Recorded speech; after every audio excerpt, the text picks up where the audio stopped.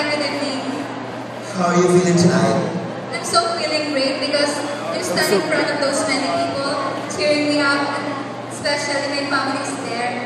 Hi, Ma, Pa. Thank you for supporting me. Alright, so are you ready for your question, Jessa? Yeah, I'm ready. Choose a number from 1 to 10, please. I choose number 1. Sinangganan sa last year. Question number 1, ladies and gentlemen.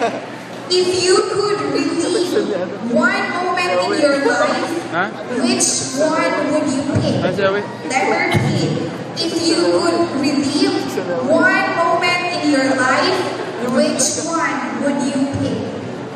If I could pick one moment in my life, I would pick to know if I'm born tonight.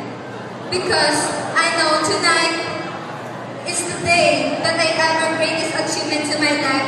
Because I'm standing in front of many people cheering me up, even I don't even know, but still there for me to support. That would be all. Thank you.